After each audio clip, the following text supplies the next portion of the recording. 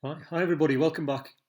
My last video, which was called Access to Freshwater 1, was so successful that there was always going to be a sequel, so this is the second part.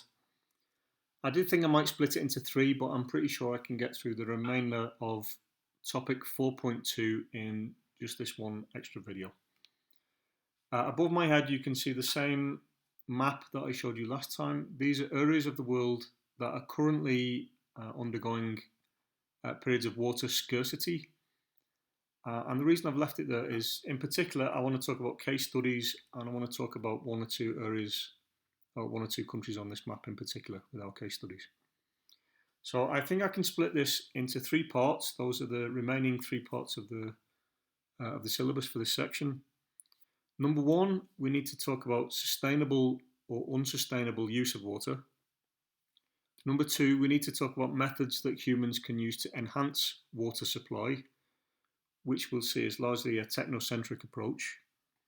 And then number three, the syllabus asks us to consider areas of the world that are in conflict due to water scarcity. And I want to show you one case study in particular about that.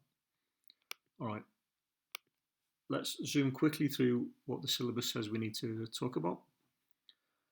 So number one, freshwater supplies become limited through pollution or contamination, and secondly, through unsustainable abstraction. That means taking the water away faster than it can be replaced naturally.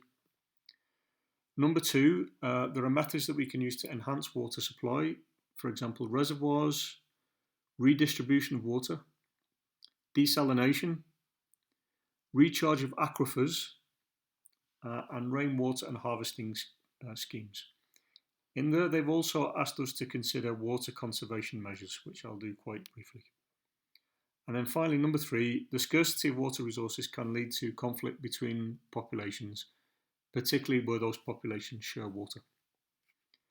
The applications and skills really just ask us to evaluate and discuss these three things, and I'm going to leave that to the classroom. What I wanted to do is introduce case studies that are relevant, and then we'll look at the discussion and evaluation in the classroom, specifically to talk about how we could apply this knowledge to essay questions in paper 2.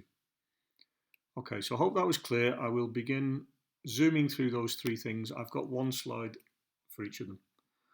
Okay, so number one, we're asked to consider sustainable and unsustainable use of water. Water supply, first of all, becomes unsustainable when we contaminate the water and therefore make it less and less easy to treat and use. I don't want to go into too much detail about the pollution itself because we cover that in topic 4.4. But I do want to show you a couple of examples. So one, an example of contamination. You might recognize this coastline. This is the Gulf of Mexico, and this is the coastline of Louisiana heading down towards Texas on this side. And you might be able to see, you can see a river system here. This is the Mississippi Delta, of the Mississippi River. The Mississippi Delta has become famous or infamous recently because this part of the Gulf of Mexico has become what's referred to as a dead spot. And the reason we use that term is because it's become very eutrophic. We're going to go into the details of what it means for a water body to become eutrophic later. But you can see here this green haze around the coast of Louisiana is basically an algal bloom. And the reason for that is the amount of fertilizer that's added to the Mississippi River before it discharges into the Gulf. Eutrophication on a big scale leads to loss of oxygen, and this is the banks of the river where you can see thousands and thousands of fish washed up dead because the oxygen levels have dropped so low inside that river. And it's a direct link back to too much fertilizer being discharged into the river system itself. So that's an example of a huge body of water becoming less and less sustainable because of contamination. The reason I put this building in here is an example of over abstraction of water. So you probably recognize this. if you're my students. This is the Metropolitan Cathedral in Mexico City, in the center of Mexico City. And it's famous because it's starting to sink. In fact, before the year 2000, it was on the list of the World Monuments Fund of the most 100 endangered cultural sites. In the late 1990s, there were huge attempts to try and stabilize the foundations of the cathedral, and I don't think it's sinking anymore. But if you go there, it's noticeable that last time I went inside a few years ago, I felt kind of seasick because there's no right angles inside the building. And together with the ornateness and the tiling on the floor, it makes you feel quite dizzy to be in there. The reason for that is it's a bit like being in an Escher painting. The one end of the cathedral, I think, is 3 meters higher than the other end.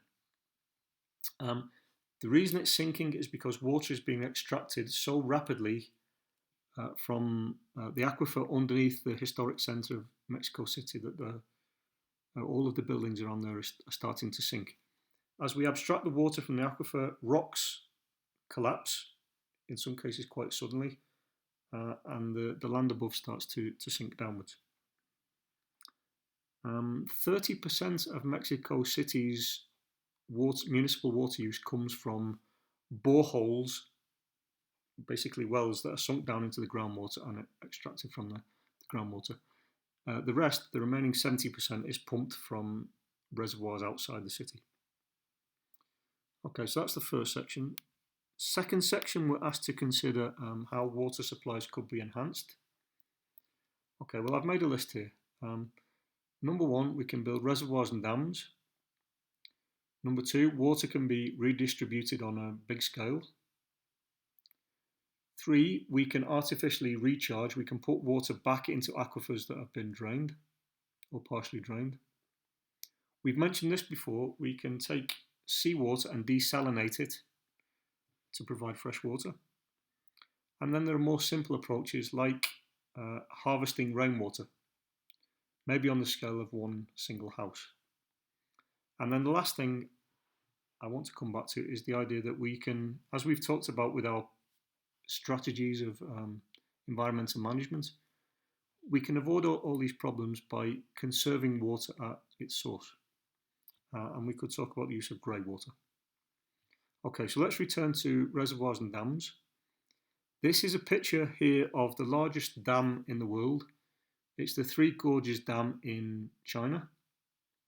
I made a few notes about it just to remind myself. It's so big that when it was switched on, and I can't tell you the year because I've forgotten, when it was switched on, there was a noticeable, tiny but detectable effect on the rotation of the Earth. It's that big. Good things about dams like this, well, you could argue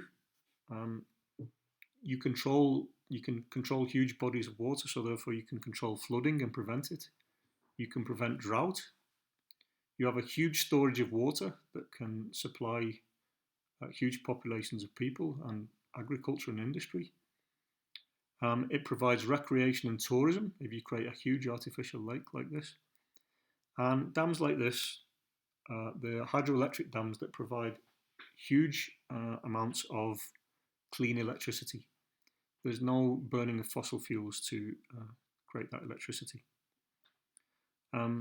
Bad things you could consider, well, they can be expensive to maintain, huge amounts of concrete to maintain. You have to deal with large amounts of sediment and erosion that could potentially block up the dam. But most environmentally damaging, you change the downstream conditions of the river irreparably. And it can lead to huge losses of biodiversity and the displacement of huge numbers of people. When this dam was built, I believe 1.3 million people were displaced from their homes because the places where they live were flooded to create this artificial lake. Okay, so we'll discuss that further in the class and we'll evaluate the use of dams. Number 2, redistribution. Well, I won't spend too long on this because this is a case study we've already talked about at some length. This is a picture of the Tula Valley just outside of Mexico City, and it's the area in the world, the biggest area in the world, sorry, that's irrigated directly with wastewater. A huge amount of the sewage, wastewater from Mexico City, goes to this valley where it's put directly onto crops. And you can see here two farmers in the Tula Valley diverting the flow of wastewater onto the crops. It looks like corn crops to me. Well, the obvious positives, it's nutrient-rich water. It's freely supplied to the farmers. They don't need to buy fertilizers. Originally, it was sold to the people of the Tula Valley by the Mexico City government. In fact, by Porfirio Diaz before the revolution, the farmers actually bought the water. Now it's freely supplied. The downsides are a lot of the local people don't like this water being sent to them and being dumped onto their land. It creates a lot of disease, diarrheal disease, dysentery in some case, because obviously it's water contaminated with human waste. And these are very generally poor communities that don't have access to proper equipment or proper safety clothing to really be dealing with this hazardous waste in some cases. Opinion of the people in the Tula Valley is split about whether it's a good thing or a bad thing. I could also include this for the next point here, which I've said, artificial recharge of aquifers. So for the last 70 years or so, this water has been put onto the land, it infiltrates through the soil, percolates through the rock, and it's been refilling the aquifers in the Tula Valley. That's led to huge numbers of springs, freshwater springs, coming back up through the soil, and there is now a plan for that water to be sent back to Mexico City. It's actually, like we mentioned before, a point of conflict. A lot of the people in the Tula Valley don't like wastewater being dumped onto the land, and they don't like the idea of the fresh water that's created through that process being sent back to the people of Mexico City. But that's the plan for the near future. Desalination. We've mentioned this before. This is the largest desalination plant in the world. This is the Al Jubail plant in Saudi Arabia. You could argue it makes sense to build cities like this in biomes like desert, because then we're leading to less habitat destruction. So there is an environmental argument for desalination. On the other hand, it requires huge amounts of energy, generally in this part of the world fed by fossil fuels, very expensive to build. Deserts are not generally the best places to live or build megacities. And then there's the big problem we mentioned before about what you do with your salt water waste, brine or salt. You've got two choices. You either dump it back into the sea, which can lead to environmental problems, or you dump it onto the land, which can cause problems as well. Okay, and then an altogether smaller scale solution, rainwater harvesting. So this is a grassroots company in Mexico City that provides rainwater collection systems to individual houses, and I know they do a lot of work in schools. And what they do is they build a system on the roof where the water is collected, it goes through gutter systems, and it's fed down basically to a storage system under the ground, which you might be able to make out there. This blue thing is a filter. I think it's a sand filter and a carbon filter that cleans the water. So basically, when you store it in this system, it's suitable for drinking water. It's quite a neat solution. In a city like Mexico City, I know that the Mexico City government spends about 10% of its entire budget every year paying for water distribution around the city, pumping and infrastructure. And we have a crumbling clean water infrastructure in the city. Imagine if you could collect your water on a big scale in individual houses. There's no need for all this pumping, and there's no need for maintenance of all this infrastructure to pump water around. It makes sense. However, the downside is Mexico City has a wet season and a dry season. We're currently in the rainy season. So therefore, you need to collect water during the wet season on a huge scale and store it if it's going to last you through the dry season. That can be problematic, and it can involve building huge water storages to enable that to happen. Okay, and then finally, conservation or use of grey water. Grey water is basically defined as dirty water that's not been in direct contact with human waste, so therefore it's suitable to be reused. So that would include water from your shower, your bath, your sinks, your dishwasher, your washing machine, etc. Potentially it can be used for tasks like flushing toilets. It's not water that really should go, it's not suitable for drinking water, it's not really suitable for washing or coming back into contact with human skin again. However, it is reusable. Some areas of the world have legislation to try to encourage people to reuse grey water. So some parts of Europe, like Germany, and some other water-stressed places like California. However, in my experience, that legislation, it doesn't really encourage people to use grey water. It's more about the regulation of how you should reuse it, because it can be problematic. So you can imagine bath water, it's grey water, but it has been in contact with the human body, so therefore it potentially does contain pathogens. If you store that water for a long time, especially in hot places, those pathogens can multiply. So in a lot of cases, especially in the US, I believe, industries especially don't want to use grey water because there is a danger of infection of humans. And any industry wants to avoid any kind of litigation like that. So I think that's something for the future, use of grey water. At the moment, there's not a lot of pressure on architects and industries to try to reuse water, other than in some cases to save money. One example I can give you about that, again, is Mexico City. So there is legislation in place in Mexico City that says public green spaces like parks and forests are supposed to use treated water, basically grey water and treated sewage, to water plants and trees.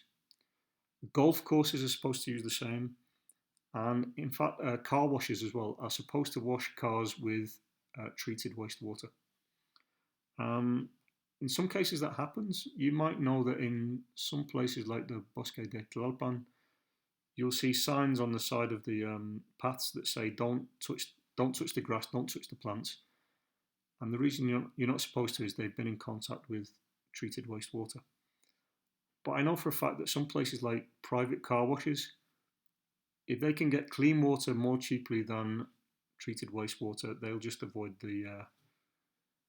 using wastewater if it's possible to get around the bureaucracy. Okay, but that is an example where second use water is actually regulated, and it's in our city of Mexico City. Okay, and finally, I want to give you one case study of water scarcity leading to conflict. The one I've chosen is the building of the Grand Ethiopian Renaissance Dam. It's sometimes referred to as the Millennium Dam, and it's just about reaching completion this year in 2020.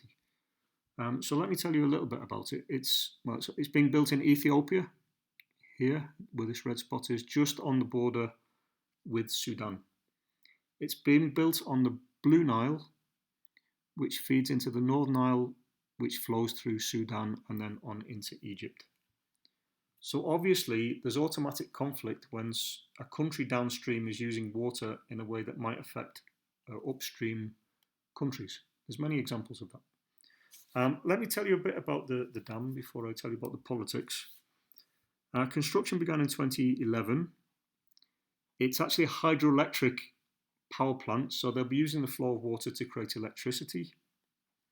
The Ethiopian government hopes that it will make the country self-sufficient in electricity, but more than that, they'll be able to sell electricity to neighbouring countries like Sudan and Eritrea.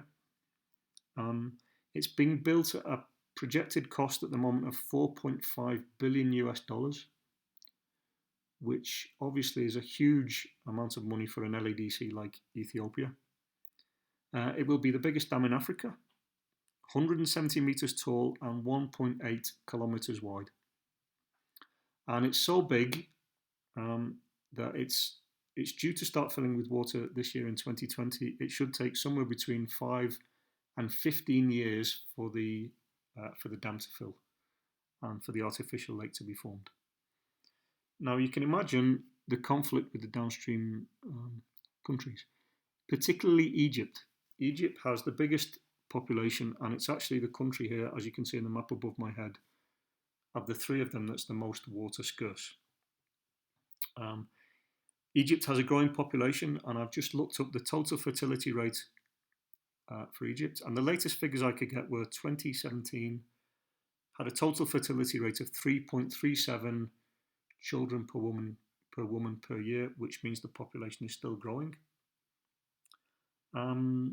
So Ethiopia were locked in political conflict about water use.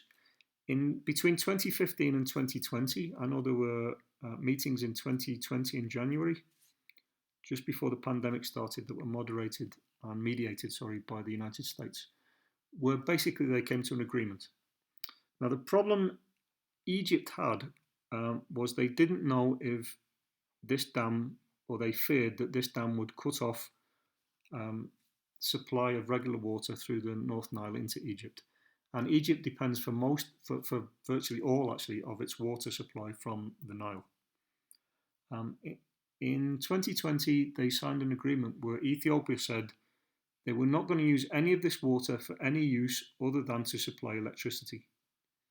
And if that's the case, the flow shouldn't really be affected, only temporarily while they fill up the dam, only temporarily, and therefore it shouldn't affect the flow of water through Sudan and then onto Egypt. The problem is, will Ethiopia keep to that agreement over the coming years? That remains to be seen. So Sudan was kind of locked between these two countries, and they were, both Ethiopia and Egypt were fighting for the support of the Sudanese government. In the end, it seems as if the dam project is going to go ahead and filling will start this year.